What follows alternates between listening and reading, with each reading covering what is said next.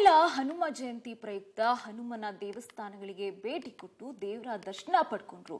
ಜೊತೆಗೆ ದೇವಸ್ಥಾನದ ಪ್ರಸಾದವನ್ನ ಕೂಡ ತಿಂದ್ರು. ಈಗ ಏಕಾಏಕಿ ಸುಮಾರು 100ಕ್ಕೂ ಹೆಚ್ಚು ಮಂದಿ ಆಸ್ಪತ್ರೆಯ ಪಾಲಾಗಿದ್ದಾರೆ.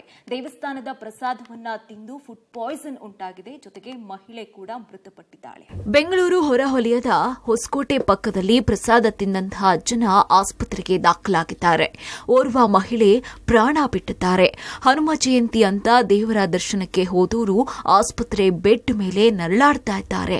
ಹೌದು, ಹನುಮ ಜಯಂತಿ ಪ್ರಯುಕ್ತ ಹೊಸಕೋಟೆ ನಗರದ ವೆಂಕಟರಮಣ ಸ್ವಾಮಿ, ಊರಬಾಗಿಲು ಆಂಜನೇಯ ಸ್ವಾಮಿ, ಕೋಟೆ ಆಂಜನೇಯ ಸ್ವಾಮಿ ದೇವಾಲಯದಲ್ಲಿ ಪ್ರಸಾದ ವಿತರಣೆ ಮಾಡಲಾಗಿತ್ತು.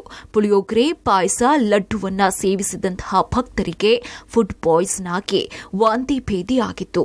ಇನ್ನು ಅಸ್ವಸ್ಥರಿಗೆ ಹೊಸಕೋಟೆ ಖಾಸಗಿ ಆಸ್ಪತ್ರೆ, ಕೋಲಾರ, ಬೆಂಗಳೂರು ಆಸ್ಪತ್ರೆಗಳಲ್ಲಿ ಚಿಕಿತ್ಸೆಗೆ ದಾಖಲಿಸಲಾಯಿತು.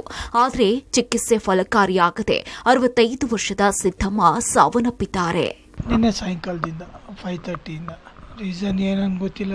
ಆಂಜನೇಯನ ದೇವಸ್ಥಾನದಲ್ಲಿ ಪ್ರಸಾದ ಕೊಟ್ಟರು. ಅಲ್ಲಿಂದ ತಿಂದು ಒಂದು 5:30ಗೆ ಈ ಥರ ಆಯಿತು. ಒಂಥರ ಲೂಸ್ ಮೋಷನ್ ಸ್ಟಾರ್ಟ್ ಆಯಿತು, ವಾಮಿಟಿಂಗ್ ಸ್ಟಾರ್ಟ್ ಆಯಿತು. ಅಲ್ಲಿ ಕೋಟೆಯಲ್ಲಿ ಬರುತ್ತೆ, ಹೊಸಕೋಟೆ ಕೋಟೆ ಆಂಜನೇಯನ ದೇವಸ್ಥಾನ.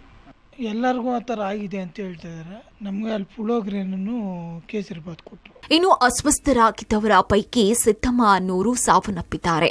ಇನ್ನು 15ಕ್ಕೂ ಅಧಿಕ ಜನರ ಸ್ಥಿತಿ ಗಂಭೀರವಾಗಿದ್ದು ಆಸ್ಪತ್ರೆಯಲ್ಲಿ ನರಳಾಡ್ತಾ ಇದ್ದಾರೆ. 100ಕ್ಕೂ ಹೆಚ್ಚು ಜನ ವಿವಿಧ ಆಸ್ಪತ್ರೆಗಳಲ್ಲಿ ಚಿಕಿತ್ಸೆ ಪಡ್ಕೊಳ್ತಿದ್ದಾರೆ. ಅಧಿಕಾರಿಗಳು ಎಲ್ಲರ ಸ್ಯಾಂಪಲ್ ತೆಗೆದುಕೊಂಡಿದ್ದು ಪರೀಕ್ಷೆಗೆ ಕಳಿಸಿದ್ದಾರೆ. ಸದ್ಯ ಲ್ಯಾಬ್ ವರದಿ ಬರಬೇಕಾಗಿದೆ. ಪೊಲೀಸರು ಆಸ್ಪತ್ರೆಗೆ ಭೇಟಿ ನೀಡಿ ಮಾಹಿತಿ ಕೂಡ ಕಲೆ ಹಾಕಿದ್ದಾರೆ. ಸದ್ಯಕ್ಕೆ ನಮ್ಮಲ್ಲಿರತಕ್ಕಂಥ ಮಾಹಿತಿ ಪ್ರಕಾರ ಹೊಸಕೋಟೆ ನಗರದಲ್ಲಿರ್ತಕ್ಕಂಥ 6 ಆಸ್ಪತ್ರೆಗಳಲ್ಲಿ 135 ಪ್ರಕರಣಗಳು ಈಗಾಗಲೇ ದಾಖಲಾತಿಯಾಗಿವೆ. ಅದರ ಪೈಕಿ ಸುಮಾರು ಒಂದು 36 ಪ್ರಕರಣ ICUಲಿದ್ದಾರೆ. 97 ಪ್ರಕರಣ ಚಿಕಿತ್ಸೆ ಪಡಿತಾ ಇದ್ದಾರೆ, ಸಾಧಾರಣವಾದಂಥ ಚಿಕಿತ್ಸೆ ಪಡಿತಾ ಇದ್ದಾರೆ. ಇಬ್ಬರನ್ನ ಡಿಸ್ಚಾರ್ಜ್ ಮಾಡಿ ಮನೆಗೂ ಕೂಡ ಕಳಿಸಿದಂಥದ್ದಾಗಿದೆ. ಮತ್ತು ಒಂದು ಪ್ರಕರಣದಲ್ಲಿ ಸುಮಾರು ಒಂದು 65 ವರ್ಷದ ಮಹಿಳೆಗೆ ಈಗಾಗಲೇ ಅವರು ಜೀವನ ಕಳ್ಕೊಂಡಿದ್ದಾರೆ. ಆದರೆ ನಾವು 36 ಪ್ರಕರಣಗಳೇನು ICUಲಿ ನೋಡ್ತಾ ಇದ್ದೀವಿ, ಎಲ್ಲರೂ ಕೂಡ ಟೇಬಲ್ ಆಗಿದ್ದಾರೆ, ಕ್ರಿಟಿಕಲ್ ಆಗಿ ಯಾರೂ ಆಗಿಲ್ಲ. ಅದರಿಂದ ಎಲ್ಲ ಚಿಕಿತ್ಸೆ ಪಡಿತಾ ಇದ್ದಾರೆ.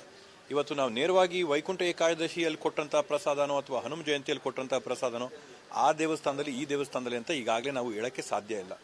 ಅದೇನೇ ಇರಲಿ, ದೇವರ ದರ್ಶನಕ್ಕೆ ಅಂತ ಹೋಗಿ ದೇವಾಲಯದ ಪ್ರಸಾದವನ್ನ ಸೇವಿಸಿ ಎಷ್ಟು ಮಂದಿ ಆಸ್ಪತ್ರೆಯ ಪಾಲಾಗಿದ್ದು ನಿಜಕ್ಕೂ ವಿಷಾದವೇ ಸರಿ. ಈ ಬಗ್ಗೆ ಸೂಕ್ತ ಮಾಹಿತಿ ಕಲೆ ಹಾಕಿ ಅಧಿಕಾರಿಗಳು ಮತ್ತಾವ ಸಾವು ನೋವು ಸಂಭವಿಸದಂತೆ ಎಚ್ಚರಿಕೆಯನ್ನು ವಹಿಸಿಕೊಳ್ಳಬೇಕಾಗಿದೆ. ಅಂಬರೀಶ್ ಜೊತೆಗೆ ಉಮೇಶ್, ಪಬ್ಲಿಕ್ ಟಿವಿ, ಬೆಂಗಳೂರು.